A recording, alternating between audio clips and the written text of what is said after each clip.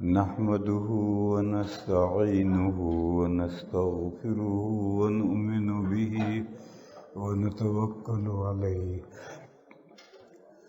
ونعوذ بالله من شرور أنفسنا ومن سيئات أعمالنا من يهده الله فلا مضل له ومن يضلله فلا هادي له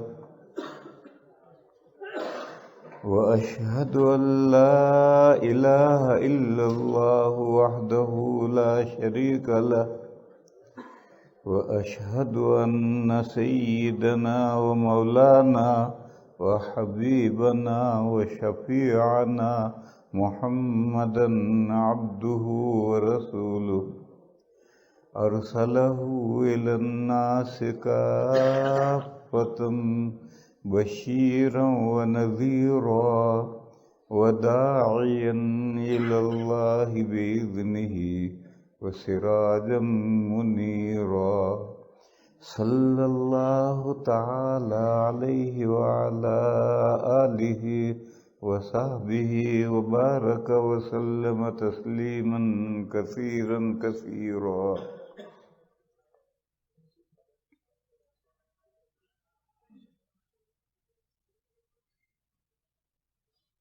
نبی پاک صلی اللہ تعالی علیہ وسلم کی دنیاوی زندگی کے آخر میں ایک دن مسجد نبوی میں مجلس ہو رہی تھی. صحابہ بیٹھے ہوئے ہیں. ایک صاحب آئے، سفید کپڑے، کالے بال، جیسے ابھی نہا کر گھر میں سے نکلے ہوں کپڑے بدل کر، اور وہ مجمع چیرتے ہوئے حضور کے سامنے آ کر بیٹھ گئے، اپنے گھٹنے حضور کے گھٹنے سے لگا کر، جیسا ویسے بے تکلف دوست ہو. اب صحابہ حیران کہ کون بندہ ہے. اگر یہ مدینہ کا ہے تو مدینہ کا آدمی تو پہچانا جانا چاہیے، اور مجمع میں سے کوئی اسے جانتا نہیں. ایشیا میں چھوٹے ٹاؤن ہو، سٹی، دہلی جیسی سٹی، میرٹھ جیسا بڑا شہر، تو وہاں کے لوگوں کو تو ہر ایک کوئی نہیں پہچانتا. لیکن ٹاؤن ہو دیوبند جیسا تو اس کو تو سبھی لوگ پہچانیں گے.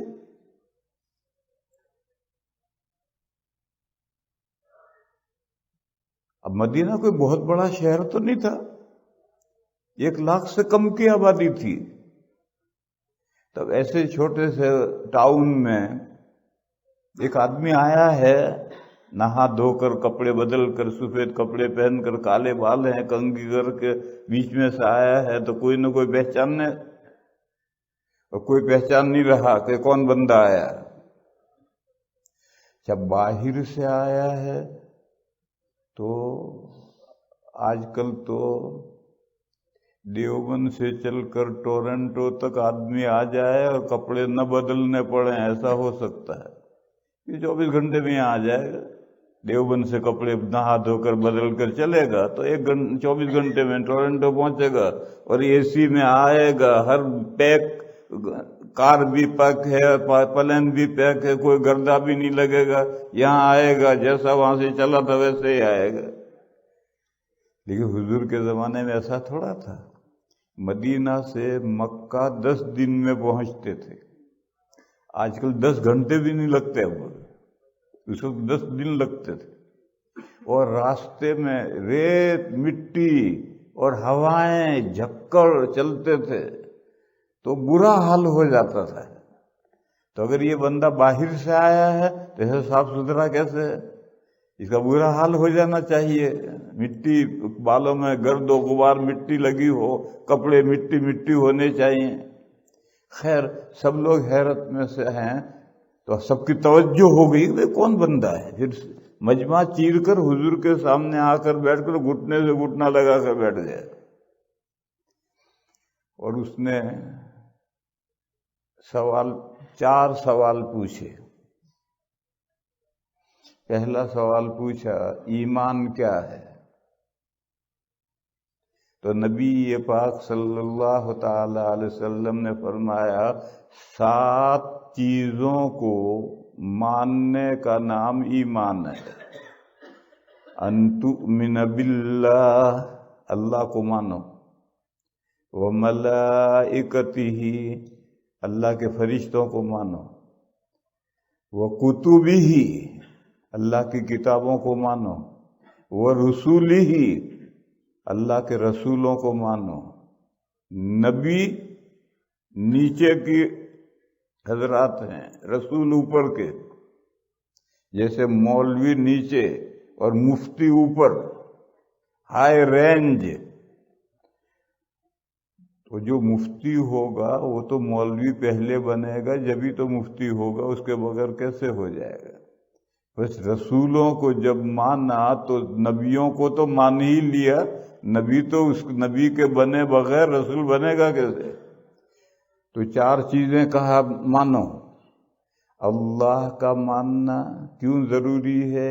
ہر آدمی سمجھ سکتا ہے، ہم اللہ کے بندے ہیں، وہ ہمارے خالق و مالک ہیں، ان کو نہیں مانیں گے تو ایمان کیسے ہوگا؟ پھر سوال ہے کہ فرشتوں کو ماننا کیوں ضروری ہے؟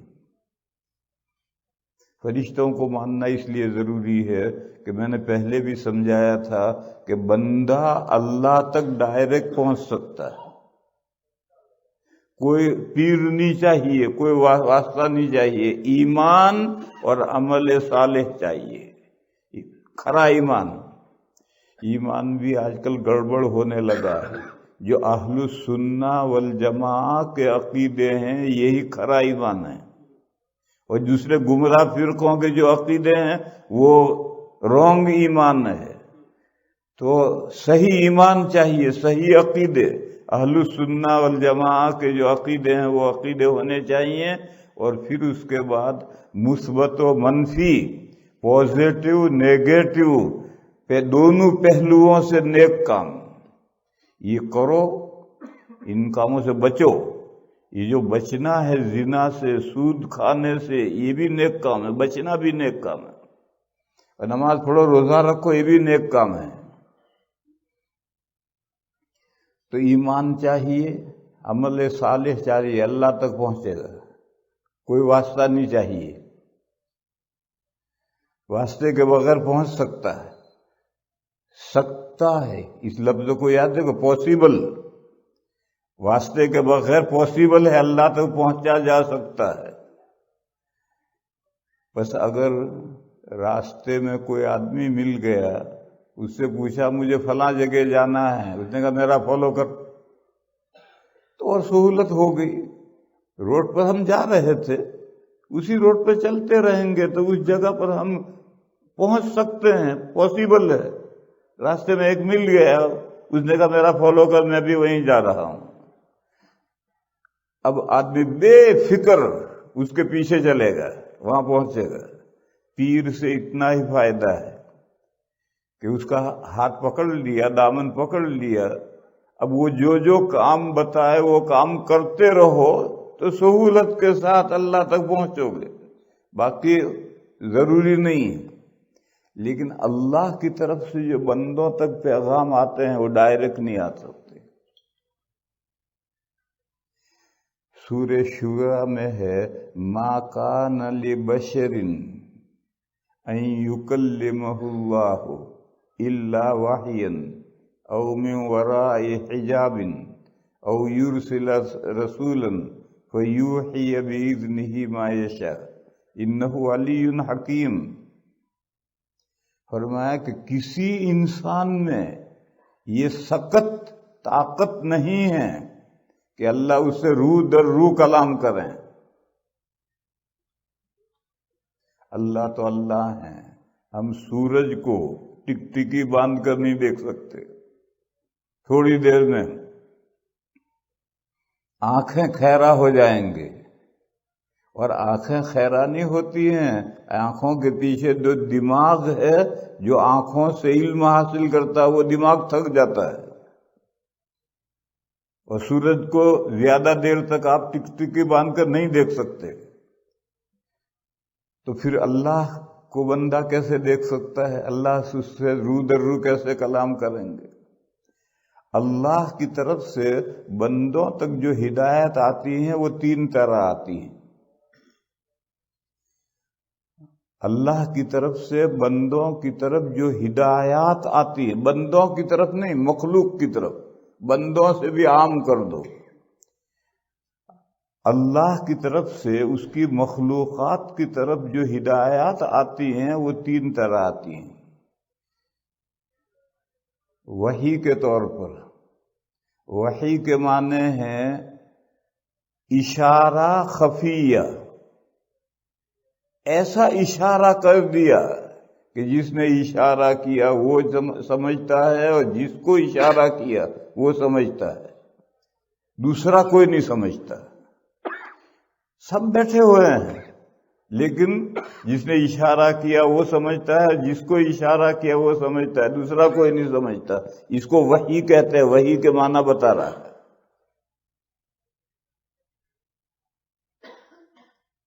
قرآن کریم میں ہے وَأَوْحَى رَبُّكَ إِلَى النَّحْلِ أَنِ اتَّخِذِي مِنَ الْجِبَالِ بُيُوتًا وَمِنَ الشَّجَرِ وَمِمَّا يَعْرِشُونَ ثُمَّ كُلِي مِن كُلِّ الثَّمَرَاتِ فَاسْلُكِي سُبُلَ رَبِّكِ ذُلُلًا۔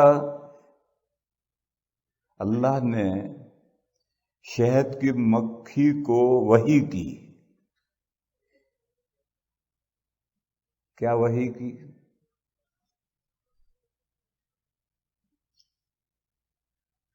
پہاڑوں میں چھتا بنا، اور لوگ جو ٹٹیاں باندھتے ہیں وہاں بھی چھتا بنا۔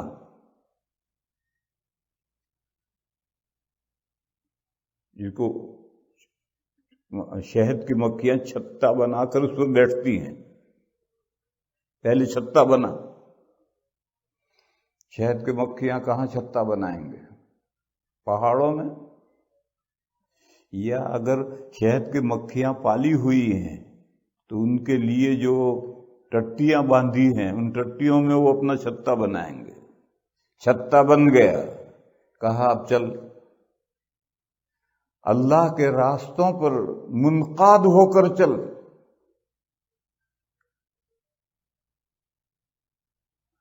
میلوں شہد کی مکھی نکل جائے گی اور پھر وہیں آئے گی، اپنے چھتے پر ہی آئے گی، کسی دوسرے چھتے پر جا کر نہیں بیٹھ جائے گی۔ آج کل پانی کے جہاز چلتے ہیں، ہوائی جہاز چلتے ہیں، رات میں چلتے ہیں، دن میں چلتے ہیں، ان کے پاس میں قطب نما آلہ ہے، اس آلے سے وہ ہوائی جہاز رات میں چلاتے ہیں، پانی میں، سمندر میں جہاز چلاتے ہیں۔ قطب نما آلہ ہے جس سے، اس کے پاس کون سا قطب نما ہے؟ میلوں نکل گئی اڑ کر، اور رس لے کر، رس چوس کر کے پھر اپنے چھتے پر آ رہی ہے، حالانکہ اسی پہاڑ میں بہت سے چھتے ہیں۔ وہ جو شہد کا فارم لگا رکھا ہے ایک آدمی نے، اس میں تو بہت ساری ٹٹیاں ہیں، اپنی ہی جگہ پر آئے، واپس آئے گی۔ یہ ہے ذلولن کا مطلب، اللہ نے تیرے لیے راستے منقاد کر دیے ہیں، تو جا اور واپس آئے گی، بھولے گی نہیں۔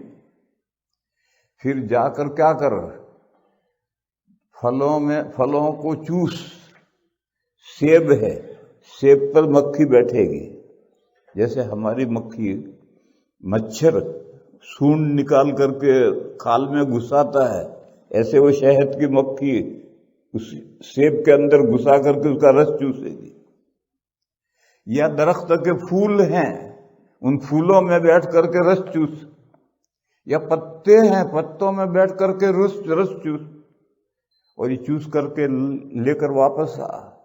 یہ رس جو پھلوں میں سے، پتوں میں سے، پھولوں میں سے جو رس چوس کر وہ لائی ہے، وہ اس کے پیٹ میں جا کر وہاں مشینیں لگا دی اللہ نے، ان مشینوں میں جا کر مشینوں سے شہد بنے گا، ہنی، نہایت شیرین، میٹھا، پتہ نہیں کہاں سے مٹھاس آ گئی اس میں۔ وہاں جہاں رس چوسا تھا پھول کا وہ میٹھا نہیں، پتوں کا رس چوسا وہ میٹھا نہیں، وہ رس چوس کے پیٹ میں گیا، اب وہاں پتہ نہیں کہاں سے اس میں چینی پڑی کہ نہایت میٹھا، پھر اس کے پیٹ میں سے ڈرنک بن کر نکلی، اور ایسی ڈرنک جس میں لوگوں کے 1000 فائدے ہیں۔ کہا یہ ہم نے وحی کی شہد کی مکھی کو کہ یہ کر، یہ شہد کی مکھی کو جو اشارہ کیا ہے وحی کی ہے، یہ وحی اس کے نیچر میں یہ بات رکھی اللہ نے، ہر مخلوق کے نیچر میں اس مخلوق کے لیے ضروری علم رکھ دیا ہے، ہر مخلوق کی فطرت میں، نیچر میں اس مخلوق کے لیے جو ضروری علم ہے وہ اللہ تعالیٰ نے بھر دیا ہے۔ تو شہد کی مکھی کے نیچر میں یہ ضروری علم تھا جو اللہ نے اس کے نیچر میں بھر دیا ہے، اس کو وحی کہا۔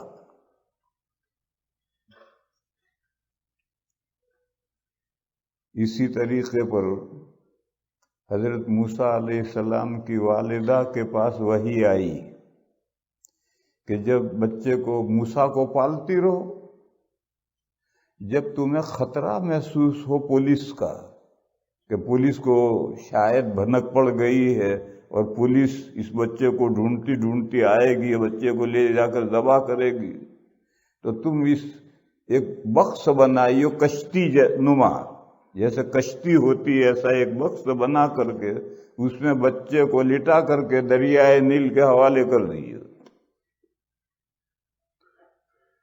یہ جو وحی آئی تھی موسیٰ علیہ السلام کی ماں کے پاس، تو فرشتہ آ کر کہہ گیا تھا یا ان کے دل میں یہ بات اللہ نے ڈالی تھی؟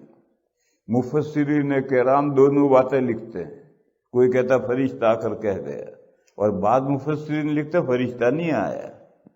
آدمی جب کوئی پریشان کن اوکیزن ہوتا ہے تو آدمی سوچتا ہے کہ کیسے بچوں، تو بچے کو کیسے بچانا پولیس کے ہاتھ سے، سوچتے سوچتے ان کے دل میں یہ بات آئی کہ یوں بھی تو بچہ پولیس ذبح کر ڈالے گی، تو میں اپنی آنکھوں سے ذبح ہوتا ہوا کیوں دیکھوں، میں کشتی نما بکس بنا کر کے دریا میں ڈالوں گی، ہو سکتا ہے کوئی اٹھا لے اور بچ جائے، ہو سکتا ہے کوئی اٹھا لے اور بچہ بچ جائے، گھر میں تو رہے گا تو پولیس ذبح کرے گی۔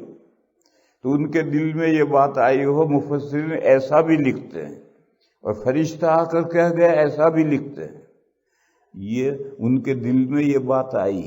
اس کو قرآن میں کہا وَأَوْحَيْنَا إِلَىٰ أُمِّ مُوسَىٰ، ہم نے موسیٰ کی ماں کی طرف وحی کی۔ میں تو وحی کے معنی سمجھا رہا ہوں، لوگ وحی کا مطلب ہی نہیں سمجھتے۔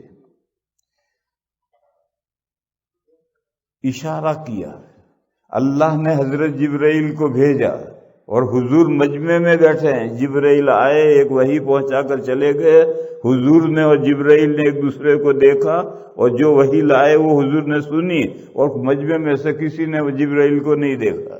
یہ بھی وحی ہے، اللہ نیچر میں اور فطرت میں کوئی علم رکھ دے، یہ بھی وحی ہے۔ اللہ تعالی دل میں کوئی خیر کی بات ڈال دیں جس کو الہام کہتے ہیں، یہ بھی وحی ہے۔ تو اللہ تعالیٰ بندوں کے پاس ہدایت 3 طریقوں سے بھیجتے ہیں۔ ایک طریقہ یہ ہے، دوسری صورت ہے من وراء حجاب، اللہ اور بندے کے درمیان پردہ ہوتا ہے، اور بندہ اللہ کا کلام سنتا ہے۔ طور پر حضرت موسیٰ علیہ السلام نے جو اللہ کا کلام سنا تھا تو بیچ میں پردہ تھا، اللہ کو دیکھا نہیں تھا، بغیر دیکھے اللہ کا کلام سنا تھا۔ چنانچہ موسیٰ علیہ السلام بے تاب ہو کر درخواست کر بیٹھے، رب ارنی انظر الیک، اے میرے پروردگار مجھے اپنا جلوہ دکھائیے. باتیں تو آپ کی سنی لیکن آپ کا جلوہ تو میں نے نہیں دیکھا، تو مجھے اپنا جلوہ دکھائیے. یہ جو درخواست کی ہے موسیٰ علیہ السلام نے، یہ دلیل ہے کہ حضرت موسیٰ علیہ السلام نے اللہ کو دیکھا نہیں. کیوں نہیں دیکھا؟ بیچ میں حجاب ہے، حجاب ہے، نور ہے، نور کا حجاب ہے.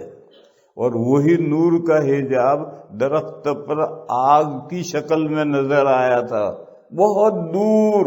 موسیٰ علیہ السلام میدان میں سے گزر رہے ہیں، راستہ بھولے ہوئے ہیں، سخت سردی کا زمانہ ہے، اور دور پہاڑ پر آگ نظر آئی.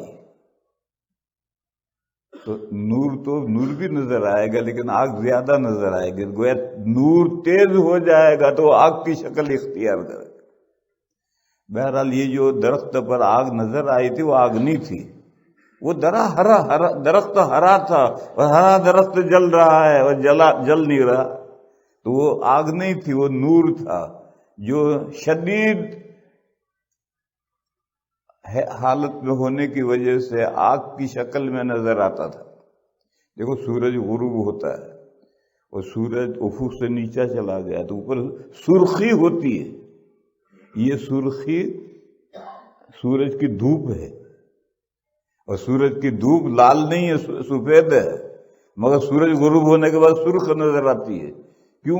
وہ سارے دنیا سے دھوپ سمٹ کر اکٹھا ہو کر افق پر فوکس آتا ہے، تو وہ سفید نور دھوپ لال نظر آتی ہے. نبی پاک صلی اللہ تعالی علیہ وسلم معراج میں تشریف لے گئے تھے تو وہاں بھی پردے کے پیچھے سے اللہ نے سے ہم کلام ہوئے تھے. مسلم شریف میں روایت ہے، کسی نے پوچھا کہ آپ نے معراج میں اللہ کو دیکھا؟ تو حضور نے فرمایا نور انا اراہ، اللہ تو نور ہیں، میں کہاں سے ان کو دیکھتا. یہ مسلم شریف میں روایت ہے. اس روایت سے معلوم ہوا کہ معراج میں نبی پاک صلی اللہ علیہ وسلم کے ساتھ اللہ نے جو کلام فرمایا تھا وہ من ورائے حجاب، پردے کے پیچھے سے. تو دوسری صورت اللہ بندوں تک ہدایت جو بھیجتے ہیں تو دوسری صورت یہ ہوتی ہے. تیسری صورت او یرسل رسولا، یا اللہ میسنجر بھیجتے ہیں. یہ اللہ کے پاس میں سے جو میسنجر آتا ہے یہ فرشتہ ہوتا ہے، اور کوئی بھی فرشتہ آ سکتا ہے. پہاڑوں کا فرشتہ آ سکتا ہے، پہاڑوں کا ذمہ دار فرشتہ آ سکتا ہے، بارش کا ذمہ دار فرشتہ آ سکتا ہے، موت کا ذمہ دار فرشتہ آ سکتا ہے. لیکن احکام لے کر ہمیشہ حضرت جبرائیل آتے ہیں. دوسرے فرشتے آئیں گے تو دوسرے مقاصد سے آئیں گے، وہی لے کر یعنی احکام لے کر کے حضرت جبرائیل ہمیشہ آتے ہیں. تو اللہ تعالی حضرت جبرائیل کو بھیج دیں اور وہ آ کر کے وہ بات پہنچا جائیں جو اللہ کو منظور ہے کہ میرے بندے کو وہ بات پہنچے. وہ بات جو اللہ کو منظور ہے وہ فرشتہ آ کر پہنچا جائے. او یرسل رسولا فیوحی الیہ باذنہ ما یشاء.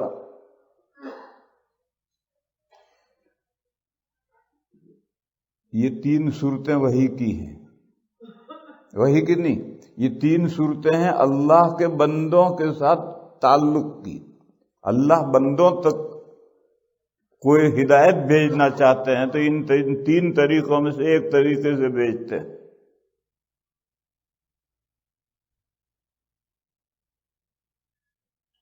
اس لیے فرشتوں پر ایمان لانا ضروری ہے، جنات پر ایمان لانا ضروری نہیں ہے. بےمعنی ضروری ہے کہ قرآن کی متعدد آیتوں میں جنات کا ذکر آیا ہے. اگر کوئی جنات کو وجود نہیں مانے گا تو ان آیتوں کا انکار لازم آئے گا. اس اعتبار سے لغیرہ جنات کو ماننا بھی ضروری ہے، ان کا وجود ماننا بھی ضروری ہے، لیکن فرشتوں کا وجود تو ماننا ہی ہے، کیونکہ فرشتوں کا وجود اگر آپ نہیں مانیں گے تو سوال پیدا ہوگا کہ اللہ کی ہدایات نبیوں کے پاس کیسے آئی. اس لیے دوسری چیز ہے اللہ کو مانو، اللہ کے فرشتوں کو مانو، پھر اللہ کی کتابوں کو مانو. کہتے ہیں بڑی کتابیں تو 4 ہیں، اور کہتے ہیں کہ ساری کتابیں 104 ہیں. یہ جو کتاب کہتے ہیں کوئی پکا ثبوت نہیں. 4 کا تو ذکر قرآن میں ہے، قرآن، تورات، زبور اور انجیل، ان 4 کا ذکر تو قرآن میں ہے. ان کے علاوہ کتابوں کا بھی ذکر قرآن میں ہے، لیکن گول گول ہے. صحف ابراہیم، حضرت ابراہیم کو جو اللہ نے کتابیں دی تھی، قرآن میں ان کا دوسری جگہ ذکر نہیں، مگر حضرت ابراہیم کو اللہ نے کتابیں دی تھی. صحف ابراہیم. تو اس لیے 4 کے علاوہ کتنی کتابیں تھی معلوم نہیں، لیکن تھیں. جتنی بھی کتابیں اللہ نے نبیوں کو، رسولوں کو عنایت فرمایا، سب کو ماننا ضروری ہے، اور سارے رسولوں کو ماننا ضروری ہے. سب کو ماننے کی کیا ضرورت ہے؟ سب کو ماننے کی ضرورت یہ ہے کہ یہ تمام کتابیں ایک سرچشمے سے آئی ہیں. یہ تمام رسول ایک ہستی کے بھیجے ہوئے میسنجر ہیں. آج یہ رسول جو آئے ہیں حضور پاک صلی اللہ علیہ وسلم، یہ بھی اسی سرچشمے سے کتاب لائے ہیں، اور اسی اللہ نے ان کو رسول بنا کر بھیجا ہے. بس ہمیشہ جو اللہ کے رسول آتے رہے وہ بھی اللہ کے بھیجے ہوئے ہیں، جو ہمیشہ اللہ کی کتابیں اترتی رہی وہ بھی اللہ کی طرف سے ہیں. اب یہ رسول جو آئے ہیں اور اب جو قرآن لائے ہیں یہ بھی اسی سرچشمے سے آئے ہیں اور اسی ہستی کے بھیجے ہوئے آئے ہیں. ایک سیریز ہے، ایک سلسلہ ہے، ایک زنجیر ہے، اس کی کڑیاں ہیں. اس لیے ساری کتابوں کو ماننا ضروری ہے، سارے رسولوں کو ماننا ضروری ہے. اگر آپ ایک کتاب کا بھی انکار کرتے ہیں، ایک رسول کا بھی انکار کرتے ہیں، مسلمان نہیں رہے. کیونکہ ایک رسول کا انکار کرنا، سچے رسول کا انکار کرنا، سچی کتاب کا انکار کرنا، یہ تو گویا آپ نے اس سرچشمے کو ہی نہیں مانا کہ اس نے بعض کتابیں اور بعض رسول بھیجے وہ تو صحیح، اور دوسرے بعض رسول اور بعض کتابیں بھیجی وہ ہم نہیں مانتے. یہ کیا بات ہوئی؟ بہرحال ایمان کے لیے 4 چیزیں ضروری ہیں. اللہ پر ایمان لاؤ، اللہ کے فرشتوں پر ایمان لاؤ، اللہ کی کتابوں پر ایمان لاؤ، اللہ کے رسولوں پر ایمان لاؤ. 3 چیزیں اور ہیں. ایک ہے الیوم الآخر، لاسٹ ڈے. ہماری یہ دنیا جو ڈے ٹو ڈے چل رہی ہے، کب سے چل رہی ہے اللہ جانے، کب تک چلے گی اللہ جانے. لیکن ایک بات ماننا ضروری ہے کہ اس دنیا کا لاسٹ ڈے آئے گا، الیوم الآخر. جیسا کہ یہ ماننا ضروری ہے کہ اس کا فرسٹ ڈے تھا، کب سے چل رہی معلوم نہیں، لیکن فرسٹ ڈے تھا کہ فلاں دن سے یہ دنیا شروع ہوئی ہے اور اس کا لاسٹ ڈے آئے گا. اسی طرح سے میرے بھائیوں، اس دنیا کے ساتھ جو آخرت چل رہی ہے، اس آخرت کا بھی فرسٹ ڈے ہے، قدیم نہیں ہے. فلاں دن سے آخرت شروع ہوئی ہے اور پھر آخرت کا لاسٹ ڈے آئے گا ہی نہیں. مگر ہماری یہ دنیا، اس کا فرسٹ ڈے بھی ہے اور لاسٹ ڈے بھی آئے گا. یہ ماننا ضروری ہے. ایک دن یہ دنیا ختم ہو جائے گی، لاسٹ ڈے آئے گا تو دنیا ساری ختم. یہ دنیا ادھر سے بھی فانی، ادھر سے بھی فانی، ادھر سے ہمیشہ نہیں ہے. اس کا فرسٹ ڈے ہے اور ادھر ہمیشہ نہیں رہے گی، اس کا لاسٹ ڈے آئے گا۔ اور آخرت کا فرسٹ ڈے ہے، فلاں وقت سے آخرت شروع ہوئی اور وہ کنٹینیو چلے گی، پھر اس کا لاسٹ ڈے ہے ہی نہیں۔ اور اس دنیا کا جب لاسٹ ڈے آ جائے گا تو تمام مخلوقات، مکلف مخلوقات اس دنیا سے آخرت میں ٹرانسفر کر دی جائے گی، جنتی جنت میں، جہنمی جہنم میں، اور وہ دنیا چلتی رہے گی۔ تو الیوم الآخر کو ماننا ہے۔ دوسری چیز ماننی ہے البعث بعد الموت۔ ہم جو مر جاتے ہیں تو یہ نتھنگ نہیں ہو جاتے، ہماری روح تو ویسی ہی باقی رہتی ہے، اس دنیا سے پاس اوے، آگے بڑھ کر چلی گئی، اور ہمارا جسم جو قبر میں ڈال دیا گیا اور مٹی بن گیا، اس بدن کو پھر دوبارہ زندہ ہونا ہے۔ بعث بعد الموت، موت کے بعد دوبارہ زندہ ہونا۔ کون؟ باڈی، ہماری باڈی دوبارہ زندہ ہوگی۔ یعنی ہماری یہ دنیا کا جو لاسٹ ڈے آئے گا، اور یہ دنیا ختم، مگر ہم نہیں ختم ہوں گے۔ ہم تو جب قیامت کا دن آئے گا تو پھر دوبارہ زندہ ہوں گے، اس کو بھی ماننا ہے، تب ایمان مکمل ہوگا، اس کے بغیر نہیں۔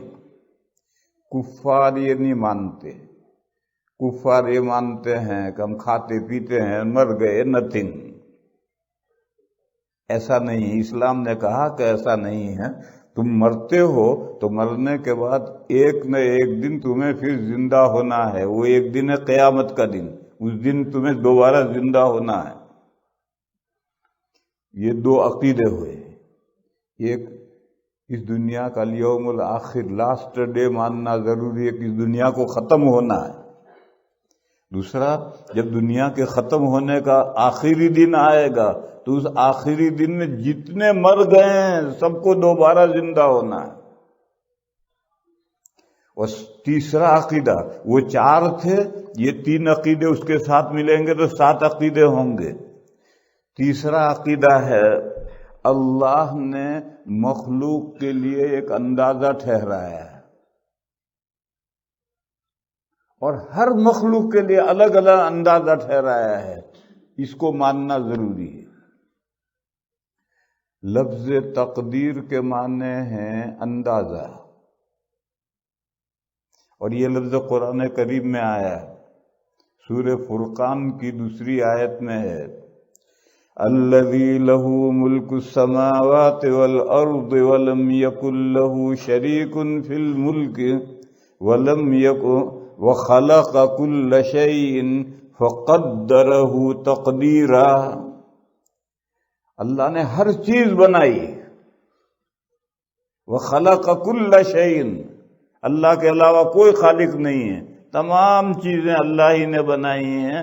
وخلق کل شیء فقدرہ تقدیرا، بس ہر چیز کا علیحدہ علیحدہ اندازہ ٹھہرا ہے، یہی تقدیر ہے۔ اور یہ جو حدیث شریف جو میں بیان کر رہا ہوں اس میں ہے والقدر خیرہ وشرہ من اللہ تعالی، بھلی بری تقدیر، بھلی بری، لوگ تقدیر کو ہی نہیں سمجھتے اور پھر بھلی بری کو بھی نہیں سمجھتے اور بغیر سمجھے پریشان رہتے ہیں۔ تو تقدیر کے معنی تو میں نے بتلائے اور قرآن کی آیت بتلائی، وَخَلَقَ كُلَّ شَيْءٍ فَقَدَّرَهُ تَقْدِيرًا، اللہ نے ہر چیز بنائی اور ہر چیز کا علیحدہ علیحدہ اندازہ ٹھہرا ہے۔ اور حدیث میں جو ہے کہ بھلی بری تقدیر پر ایمان لانا ضروری ہے۔ بھلی بری کا کیا مطلب؟ بھلی بری کا مطلب ہے مفید مضر، جو چیز کسی مخلوق کے لیے مفید ہے وہ خیر القدر ہے، اور جو چیز اس کے لیے مضر ہے وہ شر القدر ہے۔ اللہ نے جو اندازہ ٹھہرایا ہے اس اندازے میں ہر مخلوق کے لیے بعض چیزیں مفید ہیں، بعض چیزیں مضر ہیں، اس کو ماننا ہے۔ مثال لو، تمام درندے، ان کے لیے تقدیر یہ ہے کہ وہ گوشت کھائیں گے تو موٹے تازے ہوں گے، اور گھاس کھائیں گے تو بیمار پڑیں گے، مر جائیں گے۔ شیر شکار مار کر کھائے گا، موٹا تازہ ہوگا، اور وہ ہرن اس کو ملا کہاں ہے؟ گھاس کے اندر ہرن ملا ہے، ہرن مار کے کھائے گا موٹا تازہ ہوگا، گھاس کھائے گا تو بیمار پڑے گا، مر جائے گا۔ یہ اللہ کی تقدیر ہے، اس کے لیے گوشت مفید ہے اور گھاس مضر ہے۔ چرندے، چرنے والے، وہ گھاس کھائیں گے، موٹے تازے ہوں گے، اور اگر ان کے سامنے گوشت ٹوکرا بھر کے رکھ دو تو بھینس نہیں کھائے گی، اور کھائے گی بھی تو بیمار ہو کر مرے گی۔ یہ ایک اندازہ اللہ کا ٹھہرایا ہوا ہے کہ چرند کے لیے یہ، پرند کے لیے یہ، پرندے ہوتے ہیں، درند کے لیے یہ، درندوں کے لیے یہ مفید ہے، یہ مضر ہے، پرندوں کے لیے یہ مضر ہے، یہ مفید ہے، جانوروں کے لیے یہ مفید ہے، یہ مضر ہے۔ یہ جو اللہ نے اندازہ ٹھہرایا ہے اسی کا نام تقدیر ہے۔ لفظ تقدیر کے معنی پلاننگ، لفظ تقدیر کے معنی ہے انگریزی میں پلاننگ، اور اردو میں ترجمہ ہے اندازہ۔ ہر مخلوق کے لیے جو اللہ نے اندازہ ٹھہرایا ہے یہ تقدیر ہے، اور کیا چیزیں مفید ہیں یہ اچھی تقدیر ہے، اور کیا چیزیں نقصان پہنچانے والی ہیں یہ بری تقدیر ہے۔ اب انسان پر آؤ،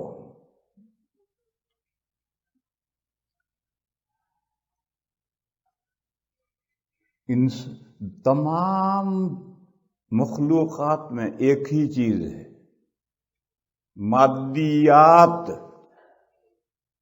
چیزیں، کون سی مفید کون سی مضر، شیر کے لیے، بھینس کے لیے، کبوتر کے لیے، چیزیں۔ انسان کے لیے صرف ایک نہیں، تین چیزیں ہیں، اور تینوں کے بارے میں اندازہ ہے، اندازہ ٹھہرایا ہے ازل سے۔ تین کیا ہیں؟ مادیات، دوسری چیز ہے عقیدے، بلیف، تیسری چیز ہے اعمال، ڈیڈ۔ یہ عقیدے اور یہ اعمال دوسری مخلوقات میں نہیں، یہ صرف انسان میں ہے۔ تو دوسری مخلوقات کے لیے تو صرف مادیات ہے، اور مادیات میں جو اس کے لیے اللہ نے مفید و مضر تجویز کیا ہے تمام جانور اس کا فالو کرتے ہیں، اور انسان کے لیے مادیات میں بھی اندازہ ہے۔ تجربے سے انسان جانتا ہے کہ گھی، کریم، بالائی، میلائی یہ مفید ہے، تو پیسے خرچ کر کر کے لاتا ہے اور کھاتا ہے تاکہ فیٹ مین بنے، اور پھر جب فیٹ مین بن جاتا ہے تو پھر پریشان ہو جاتا ہے۔ پہلے تو چاہتا ہے کہ میں فیٹ مین بنوں، اور جب بن جاتا ہے تو پھر روتا ہے کہ میں بہت موٹا ہو گیا، موٹا ہو گیا۔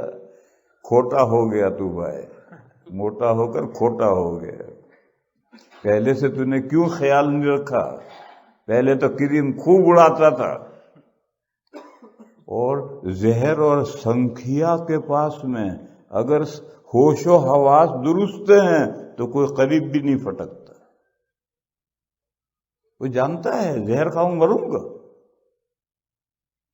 یہ جو مادیات کے سلسلے میں اللہ کا اندازہ ہے انسان کے لیے، انسان جز رسی کے ساتھ اس کو فالو کر رہا ہے، اس کو پتہ چل جائے کہ یہ چیز میرے لیے مفید ہے تو ہزاروں روپے خرچ کر کے اس کو حاصل کرے گا، استعمال کرے گا۔ اور اس کو ذرا بھنک پڑ جائے کہ فلاں چیز میرے لیے مضر ہے، اس کے قریب بھی نہیں پھٹکے گا۔ تو مادیات کے سلسلے میں تو ہر انسان اللہ کی تقدیر کا فالو کر رہا ہے، جو اللہ نے ازل سے ٹھہرا دیا ہے کہ یہ چیزیں مفید، یہ چیزیں مضر، اسی طرح سے میرے بھائیوں اسی طرح سے عقیدوں کے سلسلے میں بھی تقدیر ہے۔ صحیح عقیدے ہیں، غلط عقیدے ہیں۔ صحیح عقیدے اپنانے ضروری ہیں، غلط عقیدوں سے بچنا ضروری ہے۔ یہی بھلی بری تقدیر ہے۔ بھلی تقدیر اپناؤ، بری تقدیر سے بچو۔ صحیح عقیدے، اللہ ایک ہے، کائنات کا وہی مالک ہے، کائنات کا وہی رب اور پروردگار سسٹینر ہے، یہ صحیح عقیدے ہیں۔ اور پیدا کرنے والے دو ہیں، خیر کے پیدا کرنے والے یزداں ہیں، شر کے پیدا کرنے والے اہرمن ہیں، جیسا کہ مجوسی کہتے ہیں۔ خدا تین ہیں، ٹرینٹی، تین کا مجموعہ خدا ہے، فادر، سن اور ہولی اسپرٹ، یہ تین مل کر ایک خدا ہیں، 3 in 1، 1 in 3 چکر، پورا چکر، 3 in 1، 1 in 3۔ ہندو کہتے ہیں کروڑوں خدا ہیں، کوئی حد و حساب نہیں ہے، اتنے خدا ہیں۔ کمیونسٹ کہتے ہیں نو mind behind this kind versal، no mind behind this versal universal، اس عالم کے پیچھے کوئی دماغ ہے ہی نہیں، یہ سارا عالم آٹومیٹکلی چل رہا ہے، پٹافٹ پٹافٹ پٹافٹ جا رہا ہے۔ اب یہ طرح طرح کے عقیدے ہیں، یہ سب رونگ ہے، جہنم میں لے جانے والے عقیدے ہیں۔ اور یہی ایک عقیدہ اللہ الہ الا اللہ، یہی ایک عقیدہ ہے جو جنت میں لے جائے گا۔ اب کوئی پوچھے کہ بھئی وائی بلیف چاہیے، اس کا بھی عقیدہ ہے، اس کا بھی عقیدہ ہے، ہر ایک کا اپنا اپنا عقیدہ ہے۔ نہیں، اللہ کی تقدیر ہے کہ یہ عقیدہ لا الہ الا اللہ جنت میں لے جائے گا، اور یہ دوسرے عقیدے جہنم میں لے جائے گا۔ اس کو ماننا ہے، اللہ کی تقدیر پر ایمان لانا ہے۔ وائی فائی کچھ نہیں، جیسے تم کریم میں اور زہر میں وائی فائی نہیں کہتے، اللہ کی تقدیر پر ایمان لاتے ہو اور اس کے پر فالو کرتے ہو۔ عقائد میں بھی اللہ کی پلاننگ پر ایمان لانا ہے، اس کا فالو کرنا۔ اور صحیح رائٹ عقیدے کون سے ہیں؟ اللہ نے اپنے رسولوں اور اپنی کتابوں کے ذریعے انسانوں کو جو عقیدے بتلائے، یہ رائٹ ہے، جنت میں لے جانے والے۔ اس کے علاوہ جتنے بلیف ہیں وہ سب رونگ ہیں، جہنم میں لے جانے والے۔ اس بات کو ماننا ضروری ہے، یہی تقدیر ہے۔ مگر جب یہ مرحلہ آتا ہے تو انسان تقدیر پر ایمان نہیں لاتا۔ آج دیکھیے انسانوں کے اندر طرح طرح کے عقیدے ہیں، اور ہر عقیدے والا سمجھتا ہے میں جنت میں پہنچوں گا، اللہ تک پہنچوں گا۔ کہاں سے پہنچے گا؟ زہر کھا کر کے بھی تو جیے گا، تیرے عقیدے ہی جہنم والے ہیں، تو کہاں سے جنت میں اور اللہ تک پہنچے گا؟ اللہ تک پہنچانے والے اور جنت پہنچانے والے تو عقیدے وہ ہیں جو اللہ نے اپنی کتابوں کے ذریعے اور اپنے نبیوں اور رسولوں کے ذریعے انسانوں کو تعلیم دی ہیں، وہی عقیدے انسان کے لیے مفید ہیں۔ اعمال میں آؤ، اعمال میں بھی پلاننگ ہے۔ دیکھو نکاح اور زنا دونوں ایکول ہیں، نکاح میں بھی میاں بیوی راضی، زنا میں بھی زانی زانیہ راضی، رضامندی کے بغیر تو زنا ہوتا نہیں۔ اور ہماری ایشیا میں زبردستی بھی زنا ہوتا ہے، یہاں تو ہوتا ہی نہیں، ورنہ جیل میں جاتا ہے۔ رضامندی ضروری ہے، تو رضامندی ہو گئی تو زنا اور نکاح میں کوئی فرق نہیں۔ مگر اللہ کی کتاب اور اللہ کا دین کہتا ہے کہ نہیں، نکاح نکاح ہے، وہ باعث اجر و ثواب ہے، اور زنا اللہ کو نہایت ناپسند ہے۔ وائی فائی کچھ نہیں، یہ اللہ کی تقدیر ہے۔ اللہ کی پلاننگ ہے، اندازہ ہے، اس اندازے پر ایمان لانا ہے اور نکاح کر کے زندگی گزارنی ہے، زنا سے بچنا ہے۔ قتل ناحق اور قتل باحق، ایک شخص نے دوسرے کو جان بوجھ کر کے غلط قتل کر دیا تو اسلامی شریعت میں اس قاتل کو قصاصاً قتل کیا جاتا ہے، یہ قتل باحق ہے۔ اور ایک اس نے خواہ گولی ماری، یہ قتل ناحق ہے۔ قتل ناحق میں اور قتل باحق میں کیا فرق ہے؟ کوئی بھی فرق نہیں۔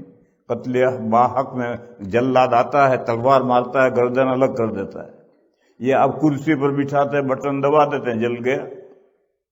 اور گولی مارتا ہے وہ بھی اسی طرح مرتا ہے۔ لیکن نہیں، ایک فرض ہے، قتل عمد میں قاتل کو قصاصاً قتل کرنا فرض ہے، اور ناحق قتل کرنا مومن کو اتنا بڑا گناہ ہے، سورہ نساء میں ہے کہ وہ ہمیشہ رہے گا جہنم میں، خالدن فیہا۔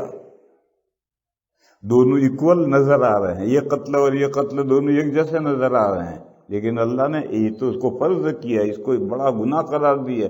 یہ تقدیر ہے، پلاننگ ہے۔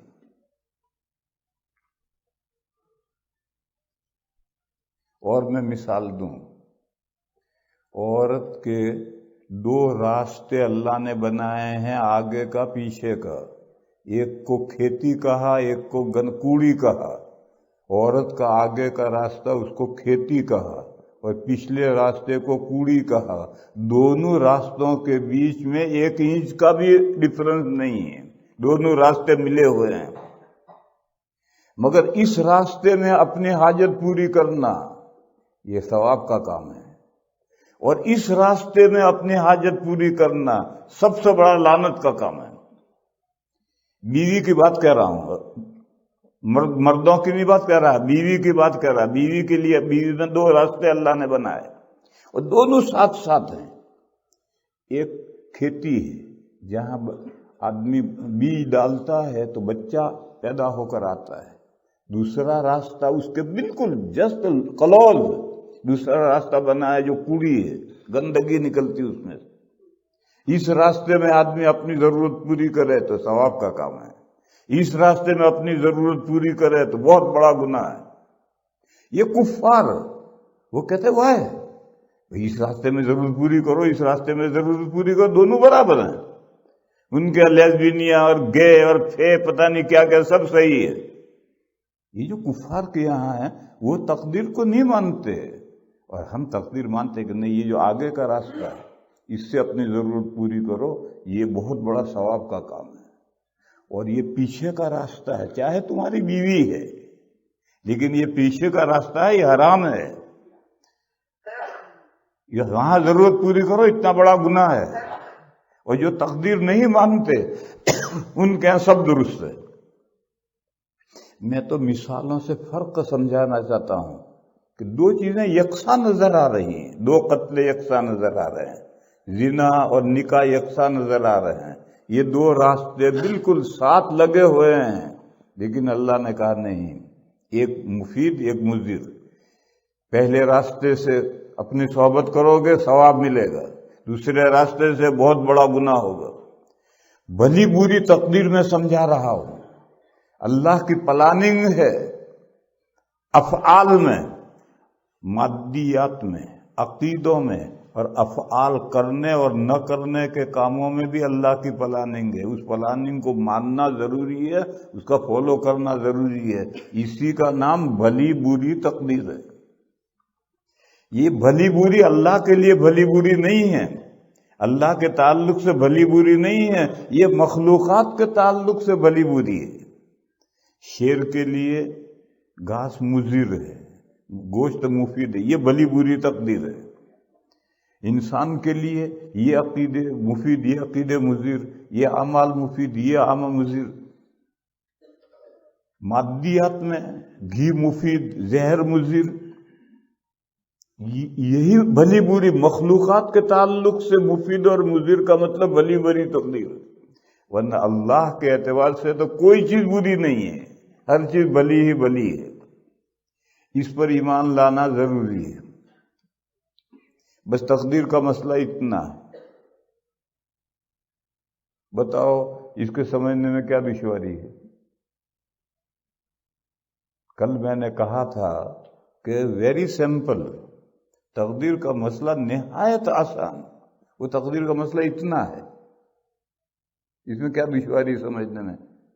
شہری بھی سمجھ سکتا ہے، دیہاتی بھی سمجھ سکتا ہے، بڑا بھی سمجھ سکتا ہے، چھوٹا بھی سمجھ سکتا ہے، پڑھا لکھا بھی سمجھ سکتا ہے، بے پڑھا لکھا بھی سمجھ سکتا ہے، ہر آدمی سمجھتا ہے. اور قرآن میں ہے وَخَلَقَ كُلَّ شَيْءٍ، كُلَّ شَيْءٍ، انسان صرف نہیں، وَخَلَقَ كُلَّ شَيْءٍ فَقَدَّرَهُ تَقْدِيرًا. اللہ نے ہر چیز پیدا کی اور ہر چیز کے لیے علیحدہ علیحدہ اندازہ ٹھہرایا ہے. یہ جو علیحدہ علیحدہ اندازہ ٹھہرا ہے یہی تقدیر ہے.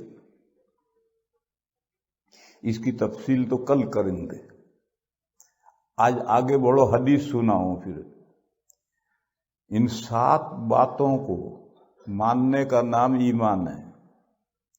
جب حضور نے یہ جواب دیا تو وہ بندہ جو آیا تھا اور جس نے پوچھا تھا اس نے کہا صدقتا، آپ نے صحیح جواب دیا ہے، یو آر رائٹ. اب صحابہ سرپرائز، حیران کہ بھئی عجیب آدمی ہے، سوال کر رہا ہے، سوال کرنے کا مطلب یہ کہ نہیں جانتا.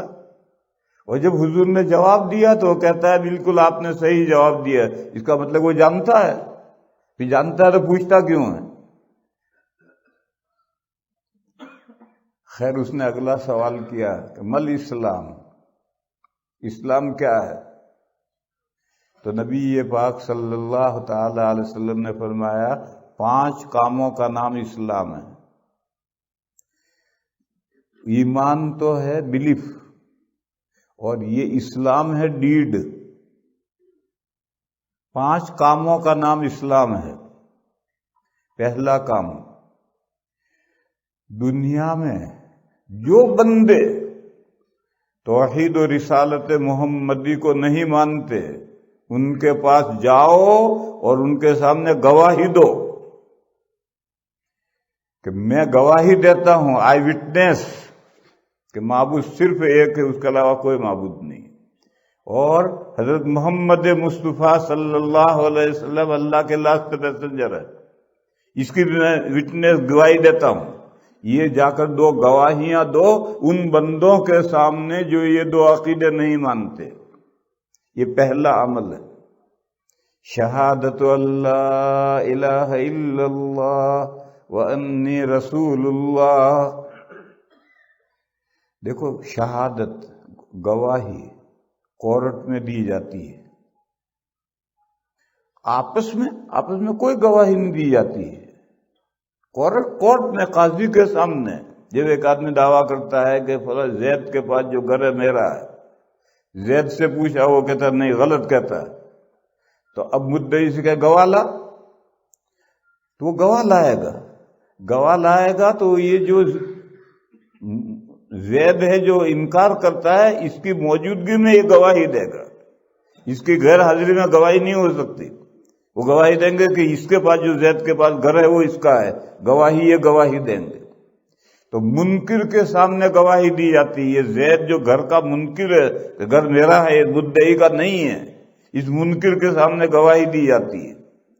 بس دنیا میں جتنے لوگ ان 2 عقیدوں کے منکر ہیں، پہلے عقیدے کے منکر سب نہیں ہیں. جوئش، ان کا عقیدہ بالکل اسلام کا اور جوئش کا عقیدہ پہلا عقیدہ ایک لا الہ الا اللہ، وہ بھی کہتے لا الہ الا اللہ. ابھی میں لندن میں پورے یورپ کا جو بڑا ربائی ہے اس سے میں ملاقات کرنے کے لیے گیا تھا. تو میں نے اس سے پوچھا کہ تمہارے عقیدے کیا ہیں؟ اس نے پورے عقیدے مجھے لکھ کر دیے انگریزی میں، اس کا میں نے ترجمہ کروایا، میرے پاس ہیں.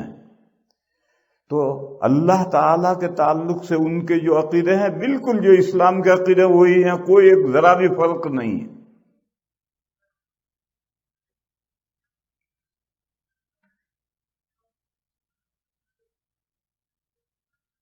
بلکہ ہم سے زیادہ وہ متشدد ہیں۔ اس نے مجھے کہا ہم کنیسہ میں نہیں جاتے، چرچوں میں ہم نہیں جاتے، مسجدوں میں ہم آتے ہیں۔ اس نے یہ کہا ہم چرچوں میں نہیں جاتے، مسجدوں میں آتے ہیں۔ کہا چرچوں میں شرک ہوتا ہے، وہ صلیب کو پوجتے ہیں، اور اسلام مسجدوں میں کوئی شرک نہیں، اس لیے مسجدوں میں جا سکتے ہیں، چرچوں میں ہم قدم نہیں رکھتے۔ اتنے سخت ہیں، اور ہم تو جاتے ہیں، چرچوں میں بھی جاتے ہیں، مندر میں بھی جاتے ہیں۔ بدھسٹوں کا جو ہوتا ہے وہاں بھی جاتے ہیں۔ ہم یہ سمجھتے ہیں یہ ان کے شرک ہے، ہمیں کیا لینا ہے۔ وہ نہیں، وہ کہتے ہم چرچوں میں قدم نہیں رکھتے۔ باقی جوئش کے علاوہ دنیا میں کوئی نہیں ہے جو پہلا عقیدہ سیم جیسا اسلام مانتا لا الہ الا اللہ، اس طرح سے پہلا عقیدہ مانتا ہو کوئی نہیں۔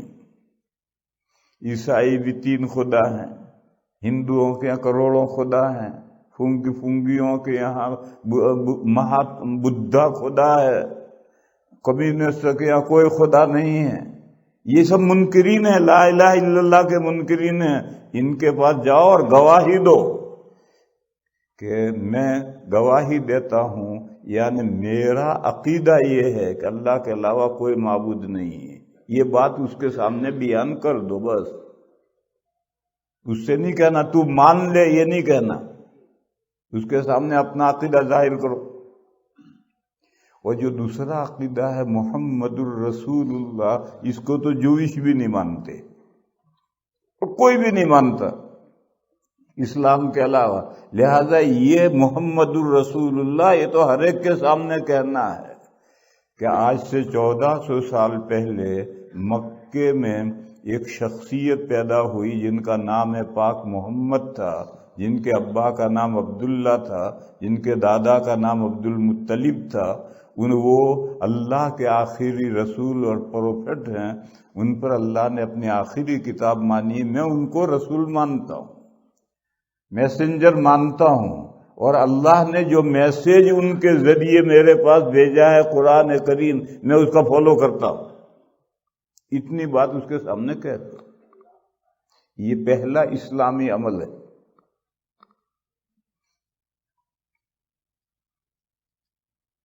مگر میرے بھائیوں،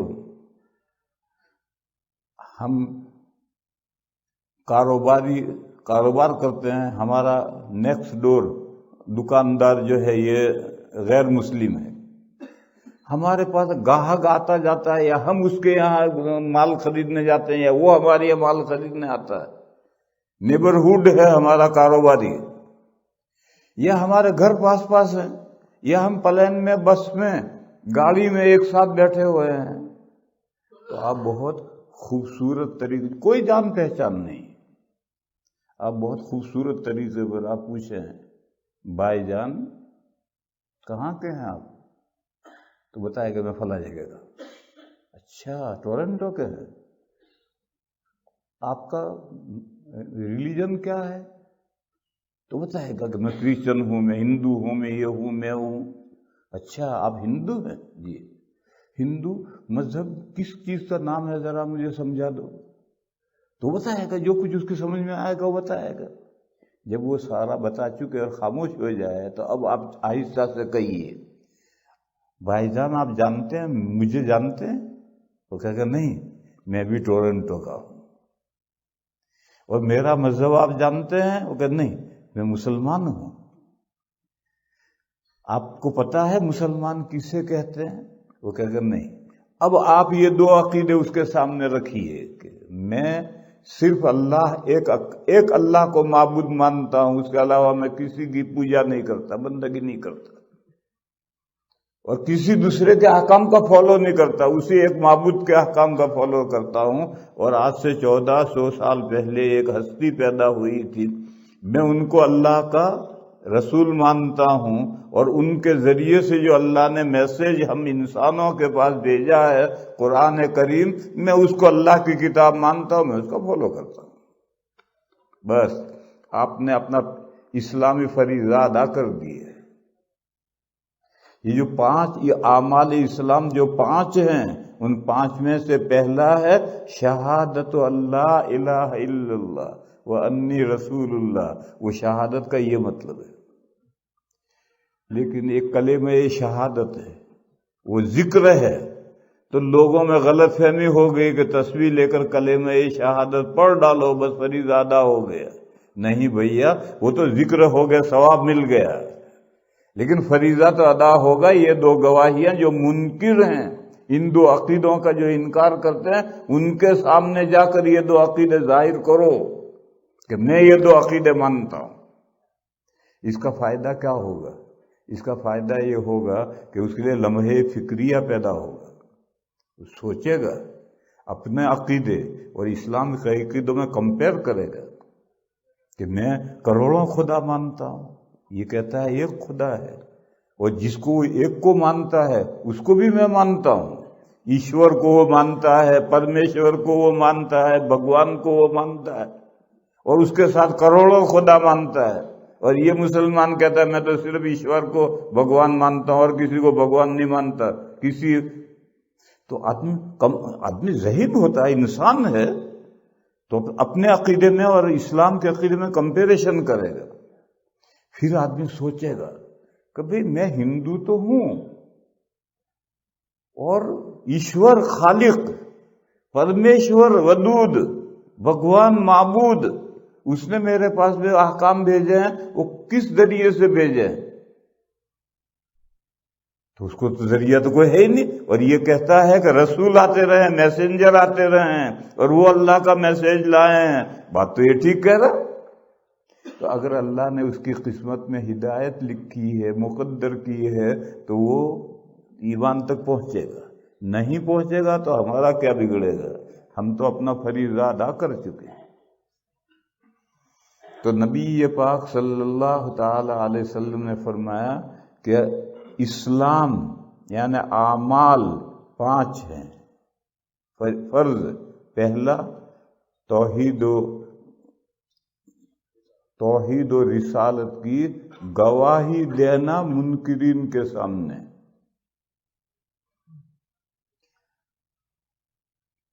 جو کورٹ میں جب اس نے دعویٰ کیا کہ گھر میرا ہے، زید نے انکار کیا، اب گواہ جو گواہی دیں گے وہ اتنا ہی تو کہیں گے کہ ہم یہ جانتے ہیں کہ یہ گھر اس کا ہے۔ اب آگے اس کا ماننا نہ ماننا ان گواہوں کے اختیار میں نہیں ہے، اور فیصلہ کرنا نہ کرنا وہ تو جج کرے گا۔ ان کا کام اپنی گواہی دینا ہے کہ ہم جو جانتے ہیں وہ یہ جانتے ہیں کہ یہ گھر اس کا ہے۔ بس غیروں کے سامنے یہ 2 عقیدے آپ کھول کر سمجھا دیں، بس اس کا نام شہادت دے دیا آپ نے، اتنا ہی ہماری ذمہ داری ہے۔ اب مسلمان اسلام کا اس پہلا عمل ہی چھوڑ دیا۔ سالوں ہمارے یہاں ایک ہندو نوکر رہتا ہے، مگر ہم اس نوکر کو بٹھا کر کبھی نہیں سمجھاتے کہ بھئی تو ہندو ہے، ہندو کس کو کہتے ہیں؟ وہ کہ میں نہیں جانتا۔ یہ نوکر ہوتے ہیں کچھ نہیں جانتے، تو اس سے کہا تو جانتا ہے میں مسلمان ہوں، مسلمان کس کو کہتے ہیں؟ وہ کہ نہیں جانتا۔ اس کو سمجھاؤ کہ ہم مسلمان ہیں، میرے 2 عقیدے۔ اگر ہر مسلمان اسلام کا یہ پہلا عمل کرنے لگے تو غیروں تک اسلام کی دعوت پہنچے گی، اور وہ تیزی کے ساتھ اسلام کی طرف آئیں گے۔ آج کل بھی لوگ نئے مسلمان ہو رہے ہیں، مگر وہ اپنے طور پر مطالعہ کر کے اسلام لا رہے ہیں۔ ہم نے کوئی اسلام کی دعوت ان تک نہیں پہنچائی، یہ 2 عقیدے نہیں پہنچائے، اپنے طور پہ اسلام لاتے ہیں۔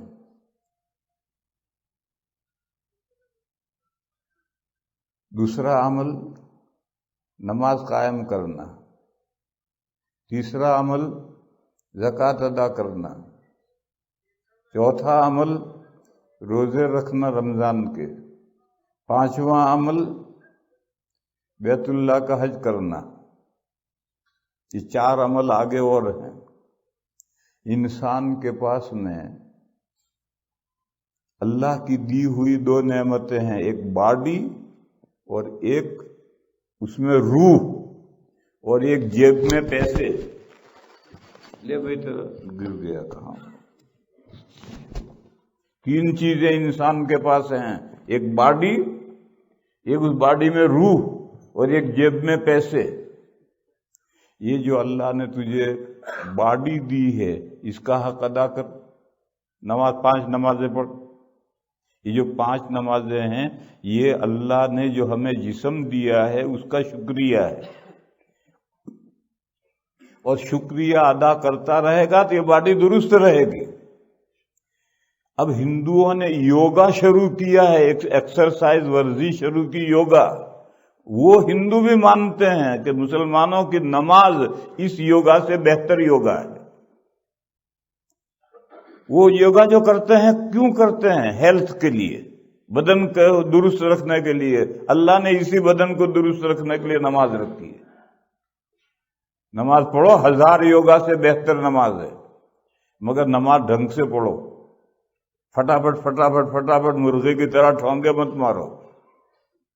رکوع کرو، صحیح رکوع کرو، کھڑے رہو، سیدھے کھڑے رہو. کھڑے تو لوگ سیدھا کھڑے رہتے ہیں، بعضا یوں جھک کر کھڑا رہتا ہے، وہ غلط ہے. عام طور پر 99% لوگ صحیح کھڑے رہتے ہیں نماز میں. بعض بندے ذرا یوں جھکے رہتے ہیں، یہ غلط ہے، سیدھے کھڑے رہو. پھر رکوع میں جاؤ تو تکونا بناؤ، مثلث بناؤ. نیچے سے آدھا بدن بالکل سیدھا، گھٹنا آگے نکلا ہوا نہ ہو. اوپر کا آدھا بالکل سیدھا، سر اونچا نیچا نہ ہو. اور ہاتھ بالکل سیدھا، کوہنی میں سے ہاتھ مڑے ہوئے نہ ہو. یہ صحیح رکوع ہے. یہ زاویہ سیدھا، یہ زاویہ سیدھا، اور یہ زاویہ سیدھا. اور کم از کم 3 مرتبہ اور زیادہ جتنا چاہے تسبیح پڑھو، سبحان ربی العظیم، سبحان ربی العظیم. نفلوں میں تہجد پڑھ رہے ہو 100 مرتبہ پڑھو تسبیح. تو اب ایکسرسائز کا فائدہ ہوگا. ورنہ تو لوگ رکوع میں گئے اور کھڑے ہو چلے. یہ جو رکوع میں گئے بھی سیدھے کھڑے بھی نہیں ہوئے، اور دوسرا پھاوڑا مارا اور سجدے میں پہنچ گئے. نماز مکروہ تحریمی، 2 رکوع کر لیے. ایک رکوع تو کر کے کھڑا ہوا، اور بھی کھڑا بھی پورا نہیں ہوا، اور پھر دوسرا یوں جھکا، دوسرا رکوع کیا، اور پھر سجدے میں گیا. مکروہ تحریمی نماز ہو گئی. پھر سجدے میں جاؤ تو پورا کھلو، ہاتھ رکھو کانوں کے مقابل، کانوں سے لگانے نہیں ہیں، کانوں کے مقابل رکھو. یہ کلائیاں زمین سے اونچی رکھو، بازو پہلو سے اونچے رکھو، رانے پیٹ رانوں سے الگ رکھو، لمبے ہو کر سجدہ کرو، اور جم کر کہو سبحان ربی الاعلی، سبحان ربی الاعلی کہتے رہو. تو اس طرح سے ڈھنگ سے نماز پڑھو گے تو 1000 یوگا سے بہتر. کر کے تو دیکھو.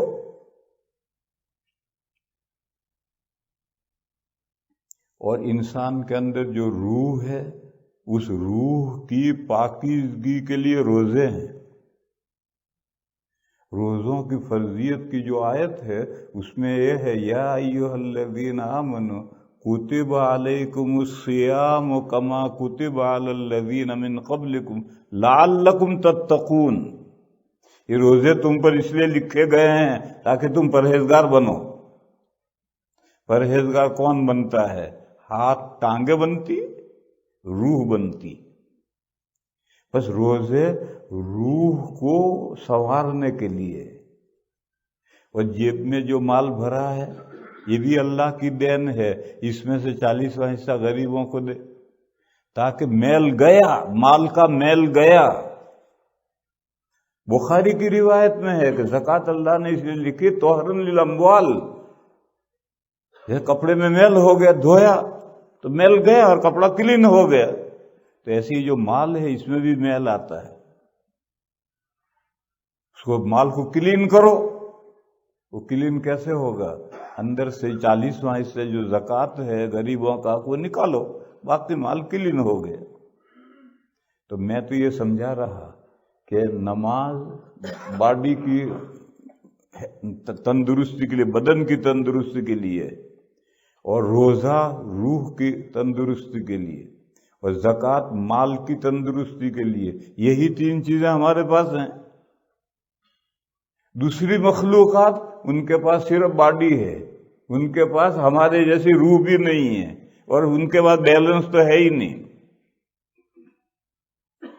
اور پھر ہم اللہ کے بندے ہیں، ہمارا جی چاہتا اللہ کے گھر جائیں. اللہ سے ہر مومن بندہ وصل الہی چاہتا ہے، اللہ سے ملنا چاہتا ہے، اللہ کے گھر ملاقات کے لیے جانا چاہتا ہے.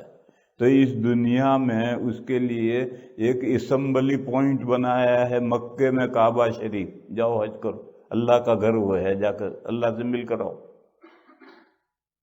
وہ پوری دنیا کے لیے وہ اسمبلی پوائنٹ ہے. ساری دنیا میں لوگ، ظاہر ہے کہ اللہ تک وہ تو مرنے کے بعد جنت میں پہنچنے کے بعد اللہ سے ملنا اور دیدار ہوگا. ابھی تو وہ نہیں ہو سکتا، لہذا کچھ نہ کچھ تو چاہیے، دال دلیا تو چاہیے. وہ دال دلیا مکے میں اسمبلی پوائنٹ بنا ہے، اللہ کا گھر، کعبۃ اللہ، بیت اللہ. جاؤ وہاں کا حج کر کے آؤ، وہاں کا جا کر آؤ، گویا ہم اللہ کے گھر جا کر آئے. یہ حج اس لیے ہے کہ ہر بندہ چاہے گا کہ اپنے معبود سے ملے، پہنچے، اس کے گھر پہنچے. اور اس دنیا میں نہیں پہنچ سکتا تو جتنا پہنچ سکتا ہے اتنا انتظام کیا ہے اور حج رکھا ہے. بہرحال نبی پاک صلی اللہ علیہ وسلم نے فرمایا کہ ان 5 کاموں کا نام اسلام ہے. توحید و رسالت محمدی کی گواہی دو، نماز کا اہتمام کرو، زکوٰۃ ادا کرو، مہینے رمضان کے روزے رکھو، اور بیت اللہ کا حج کرو اگر تم وہاں پہنچ سکتے ہو. تو اس بندے نے کہا صدقت، آپ نے صحیح کہا. اب صحابہ پھر حیرت میں ہوئی، پوچھ رہا ہے اور حضور جواب دے رہا ہے، تو وہ کہتا اوکے. پھر اس نے تیسرا سوال کیا، مل احسان. احسان آپ حضرات عربی نہیں جانتے، احسان حسن سے ہے. حسن کے معنی تو جانتے ہو تم، خوبی، بیوٹی. اور احسان اس سے باب افعال ہے، کسی چیز کو عمدہ بنانا. تو اس بندے نے پوچھا کہ جو 5 اعمال اسلام ہیں ان کو ہم شاندار بنانا چاہیں، نماز شاندار پڑھنا چاہیں، روزہ، زکوٰۃ، حج شاندار کرنا چاہیں تو کیسے کریں؟ مل احسان. تو نبی پاک صلی اللہ تعالی علیہ وسلم نے فرمایا اعمال کو شاندار بنانے کے 2 طریقے ہیں. ایک ہائی کلاس، مگر وہ ہر ایک کے بس میں نہیں. دوسرا لوور کلاس، جو ہر ایک کے بس میں ہے. لیکن ہائی کلاس ہے، ادنا درجے کا طریقہ ادنا ہے. باقی 2 طریقے اگر تم عبادت شاندار بنانا چاہتے ہو، اعمال، نماز، روزہ، زکوٰۃ، حج، شہادتیں، اس کو شاندار بنانا چاہتے ہو تو ایک طریقہ تو یہ ہے، گویا کی لاگ رکھ کر. حضور نے فرمایا عبادت اللہ کو دیکھتے ہوئے کرو. درسگاہ میں استاد بیٹھا ہے، اب سب بچے بیٹھے ہیں، استاد کو دیکھ رہے ہیں تو واقعی پڑھیں گے، ڈونگ نہیں کریں گے کہ استاد سامنے بیٹھا ہے. اب ہم اس دنیا میں اللہ کو تو دیکھ نہیں سکتے، تو گویا کی لاگ رکھی. لاگ نہیں سمجھتے آپ ذرا، یہ اردو کا لفظ ہے. ہمیں کیواڑ میں ایک کیل ٹھوکنی ہے، تو اگر کیواڑ میں کیل رکھ کر کے یوں پھر تو کیواڑ ہلے گا، تو بڑھے ہی پیچھے بسولا پکڑے گا اور ادھر سے بھی ٹھوکے گا. اس کو یوں دبائے گا اور ادھر سے ٹھوکے گا. یہ جو پیچھے سے بسولا پکڑا ہے اس کو لاگ رکھنا کہتے ہیں. اگر لاگ رکھے بغیر کیل ٹھوکے گا تو کیواڑ ہلے گا، وہ جائے گی نہیں ڈھنگ سے. اور پیچھے بسولا پکڑ رکھا دبا کر کے، تب ٹھوکتا جائے گا، بھی چلی جائے گی. تو لاگ رکھنے کا مطلب میں سمجھا رہا ہوں. تو گویا کی لاگ رکھی، اور گویا کی لاگ رکھ کر کہا کہ اللہ کی عبادت اس طرح کرو کہ تم دیکھ رہے ہو. فرمایا ان تعبد اللہ کأنک تراہ، عبادت کر تو اللہ کی، گویا تو اللہ کو دیکھ رہا ہے. گویا، یہ گویا کی لاگ رکھی ہے، کیونکہ حقیقت اللہ کو دیکھ نہیں سکتا کوئی، لیکن گویا کے درجے میں تو ہو سکتا ہے. یہ ہائی کلاس ہے،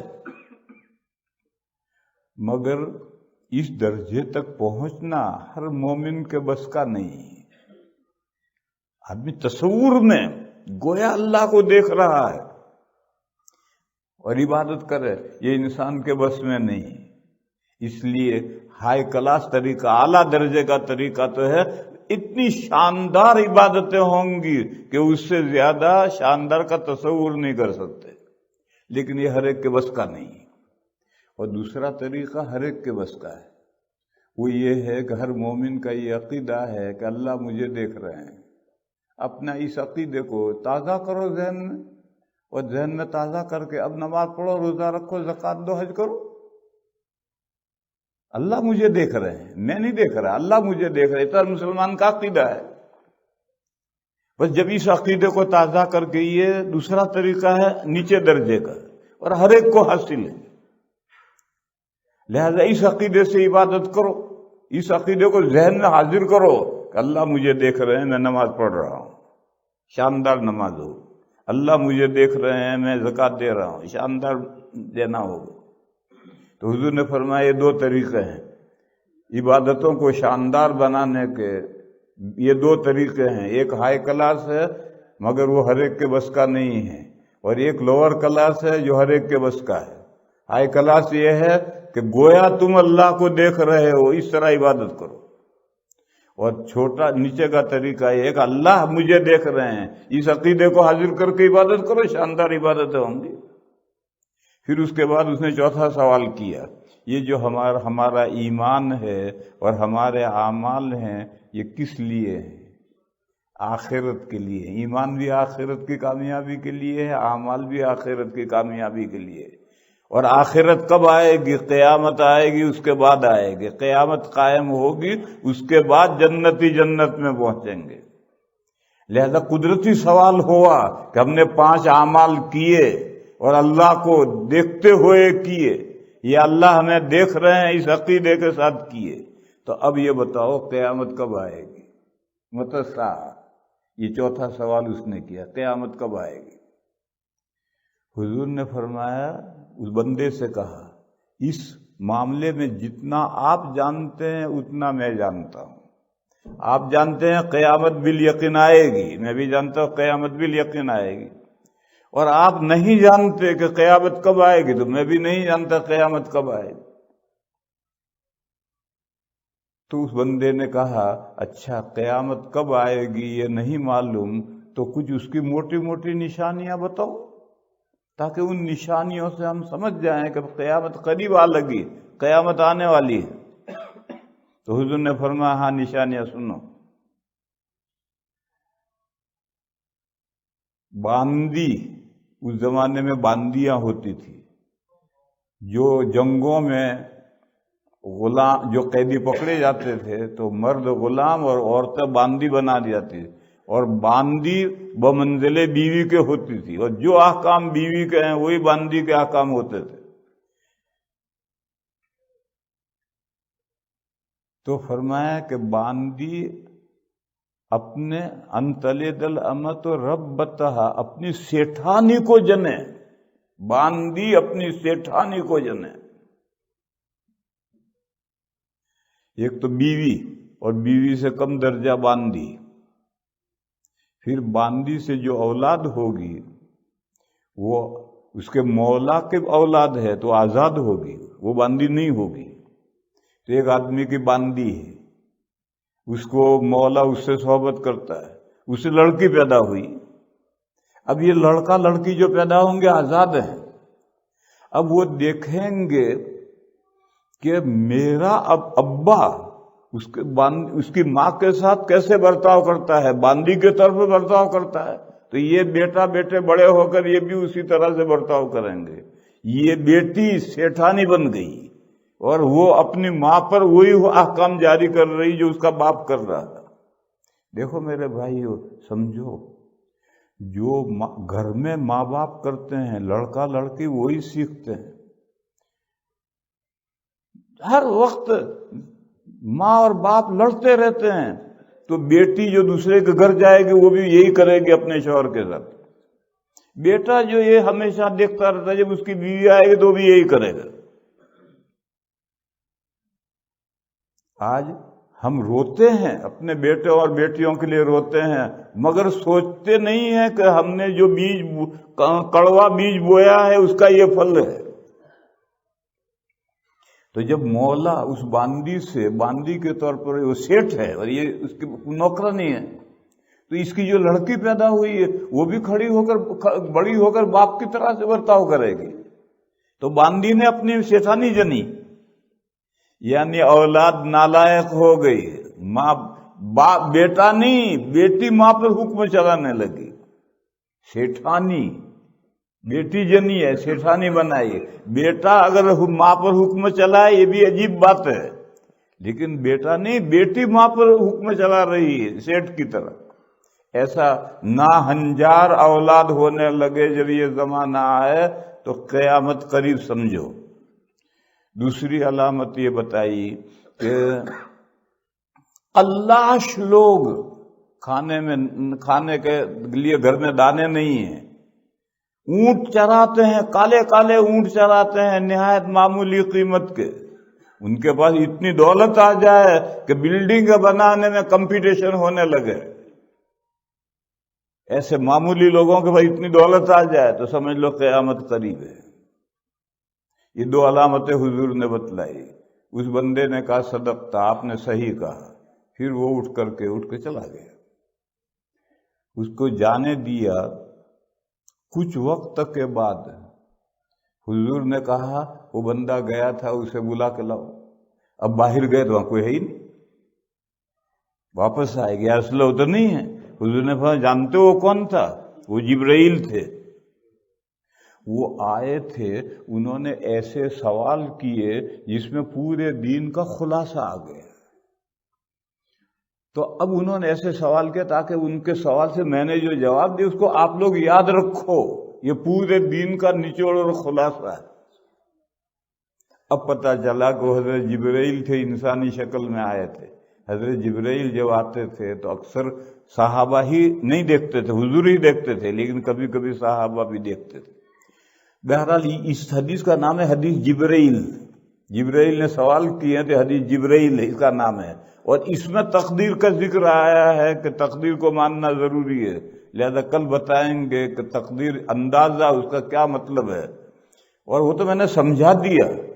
تقدیر ایک اندازہ ہے، ہر مخلوق کے لیے تقدیر ہے، اندازہ ہے، اور وہ اندازہ انسان کے لیے بھی ہے، بس تقدیر اتنا ہی ہے۔ مگر تقدیر کا مسئلہ دوسرے دو مسئلوں کے ساتھ گڈ مڈ ہو گیا، اس کی وجہ سے مشکل ہو گیا۔ وہ دوسرے دو مسئلے جس کے ساتھ تقدیر کا مسئلہ گڈ مڈ ہو کر کے پیچیدہ بن گیا ہے، اس کی شرح کل کریں گے۔ وآخر دعوانا الحمد للہ۔